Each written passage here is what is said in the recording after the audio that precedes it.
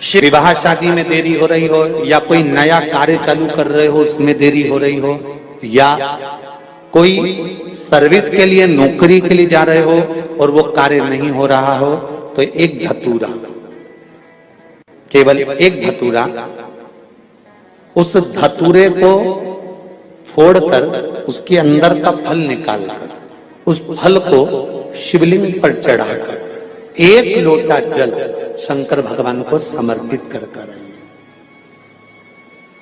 दिन होना चाहिए मंगलवार। कौन सा दिन होना चाहिए? जम के बोलो जरा, मंगलवार। समर्पित करो। उसके बाद में आप विवाह के लिए अगर समर्पित करें हैं तो विवाह में देरी नहीं होगी। व्यवसाय और व्यापार के लिए या नौकरी के लिए समर्पित करें हैं तो उसमें देरी नहीं होगी। जितने आस्था चैनल पर कथा सुन रहे हो, जितने फेसबुक और यूट्यूब पर सुन रहे हो, बहुत सावधानी से सुनना, बहुत ध्यान दीजिएगा महाराज। एक कथा बड़ी सुंदर है कि आप चाहते हैं कि कोई रोग हमको ना घेरे, आप चाहते हैं कि कोई रोग हमको ना घेरे, और आपको लग रहा है कि कोई रोग ऐसा है जो घेर रहा है, या कोई शरीर में ऐसा रोग उत्पन्न होने वाला है, या कोई बीमारी ऐसी उत्पन्न होने वाली, तो उसके लिए सबसे सुंदर तरीका कि शंकर जी पर अलोनी जो गोबरी होती है, गोबरी जानते हो, कंडा, अलोना कंडा, अलोनी गोबरी, मतलब गाय ने गोबर करा और वो सूख गया, उसको थापा नहीं गया, हाथ से कंडा नहीं बनाया गया, गोबरी नहीं बनाई गई, केवल गाय ने गोबर करा, वो सूख गया, और वो सूखा हुआ जो गोबर है उसको जलाकर जो भस्म तैयार करी है, उसको जलाकर जो हमने राख तैयार करी है, भस्म बनाई है, उस भस्म को जो तैयार करा गया है, वो भस्म शिव को जो हमने समर्पित करा, उस भस्म को सफेद वस्त्र में लिया और बाबा पर समर्पित करी। उसी भस्म को हम उठा कर लिया। और यदि आप भस्म नहीं चढ़ा सकते तो कभी विश्वनाथ जाएं तो वहां से भस्म लिया, कभी उज्जैनी जाएं तो वहां से भस्म लिया।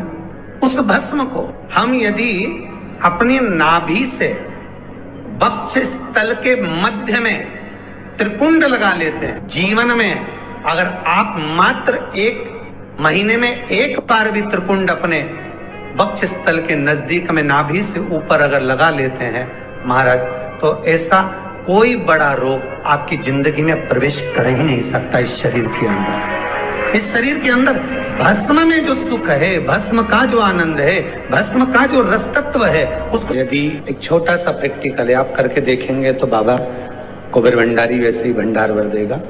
थोड़ा सा प्रयास, अगर आपके सबके घर में गंगा जल है तो एक प्रयास करके देखिएगा। कोई कार्य के लिए आप जा रहे हैं और वो कार्य अटक रहा है, नहीं हो रहा, बहुत प्रयास कर लिया, बहुत दिन से लगे हुए हो कि ये काम होना ही चाहिए, ये काम बहुत जरूरी और होना ही चाहिए, नहीं हो रहा।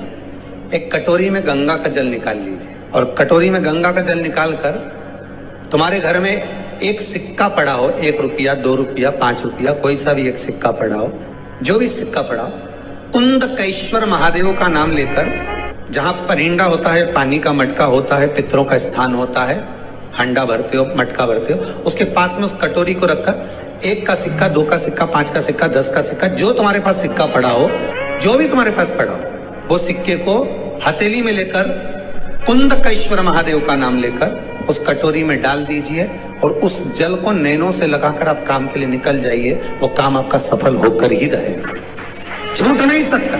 गंगा के जल में वो बल होता है, और आप जो सिक्का डाल रहे हो वो ये समझ कर डालें कि कुंदकेश्वर महादेव को मैं गंगा में स्नान करने के लिए। हमारे यहाँ पहले हमने भी देखा, आपने भी देखा होगा, किसी जब बारिश नहीं होती है या कोई काम अटक जाता है, जब बारिश, तो क्या करते थे पहले के जमाने में कि मंदिर को पैक कर दे, उसमें पानी भर दे शंकर जी के ऊपर। आपने कई जगह देखा होगा, उसमें शिव जी को डुबा, तो किसके लिए डुबाते थे? कुंदकेश्वर महादेव के। ये नियम है कुंदकेश्वर महादेव का। ये कुंदकेश्वर महादेव को उस कटोरी में, उस बाटकी में सिक्के को, और फिर जब आपका काम हो जाए, आप जिससे मिलने गए हो, जिससे काम की बात करने गए और काम हो गया, तो वो जल ले जाकर सिक्के के साथ, सिक्का तो डालो मंदिर में, कहीं दान पेटी आदि में, और वो जल भगवान कुंदकेश्वर के नाम से शिव जी को समर्पित कर दो। बाबा से विनती करो, बहुत बहुत साधुवाद है बाबा, आपने मेरी लाज रख ली, तेरी कृपा बनी रहे, बस ये सुख मिलता है।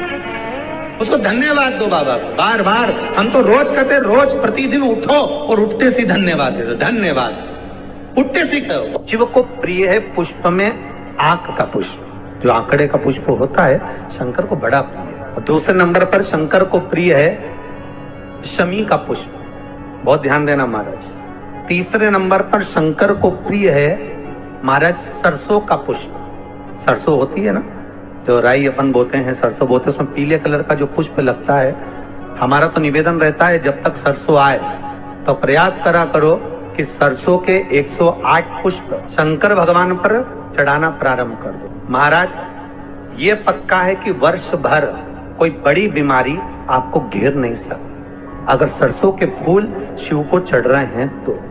और प्रयास करना कि सरसों का जो पुष्प होता है, सरसों का जो फूल होता है महाराज, अगर कोई व्यक्ति को किडनी या लीवर से जुड़ी हुई कोई तकलीफ होती है या किसी व्यक्ति का एक्सीडेंट हो गया होता है और उसका कोई अंग रह गया हो, कोई शरीर का कोई भाग रह गया और वो काम नहीं कर रहा हो, जैसे किसी के पांव रह जाते हैं एक्सीडेंट के बाद, किसी का हाथ रह जाता है, या कोई अंग काम नहीं कर रहा हो, वहां ब्लड पहुंच नहीं रहा हो, वो जगह एकदम सुन्न हो गई हो, खाली पड़ गई हो, तो उसके लिए शिव महापुराण की कथा कहती है कि सरसों के पुष्प 11 शंकर जी के राइट भाग में, जहां शिव जी के गण दरवाजे के द्वारपाल मणिभद्र जिस जगह पर निवास करते हैं, कौन निवास करते हैं?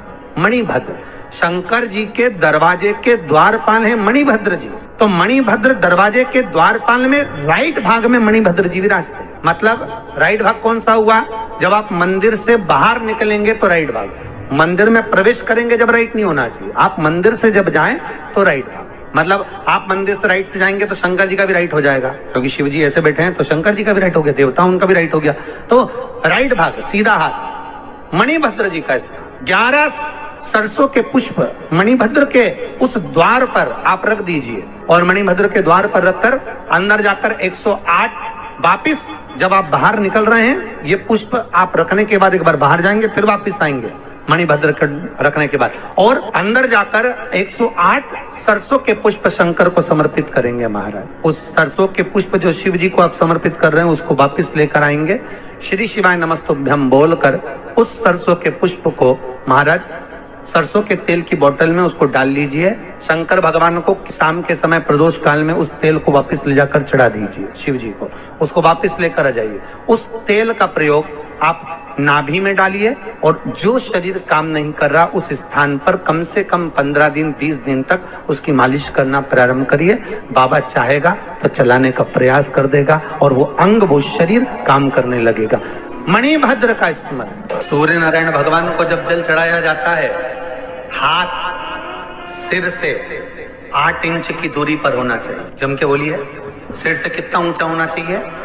8 इंच ऊपर अपना हाथ होना चाहिए मस्तक से सूर्य को जल चढ़ाते समय। और ना चांदी का, ना स्टील का, ना लोहे का, ना प्लास्टिक का, ना कांच का, ना सोने का कोई बर्तन, ना कांसे का, ना एल्युमिनियम का, ना पीतल का, केवल एक पात्र होना चाहिए, वो है तांबे का।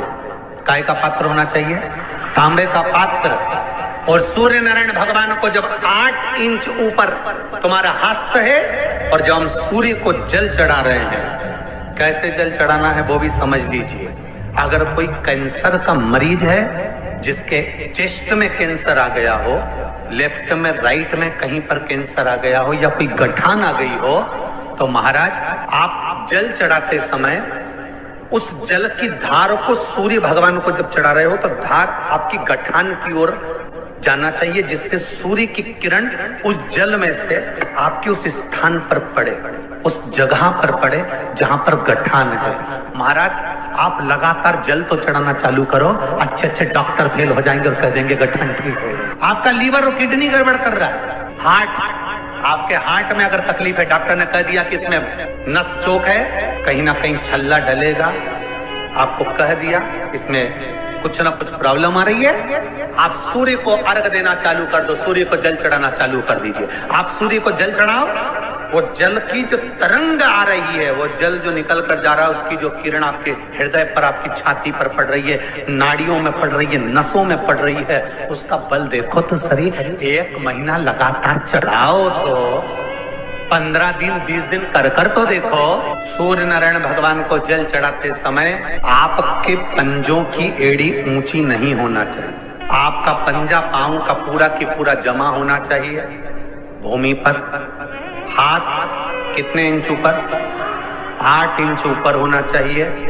जल जो गिरे, सूर्य की किरण, सूर्य का दर्शन उस जल की रोशनी में करना चाहिए। जिस बच्चे को आंख में चश्मा लगा हो, मोटे से मोटा चश्मा लगा हो, छूट नहीं रहा हो, तो थोड़े दिन उसको सूर्य का अर्घ चढ़वाना चालू कर दो और जल में से सूर्य का दर्शन कराना चालू कर दो। 2 महीना 2.5 महीना बहुत है, आंख की रोशनी बढ़ जाएगी, चश्मा हट जाएगा। एक बात और कहना चाहूंगा, अगर आप लोग स्वीकार करेंगे तो, अगर कहीं आपको लगता हो कि बच्चा पढ़ने में कमजोर है, विद्या में कमजोर है, रिजल्ट अच्छा नहीं आ रहा, पढ़ने में कमजोर है, वो पढ़े, अपनी जगह पढ़े, वो कार्य करे, अपनी जगह करे, मेहनत करे, अपनी जगह करे।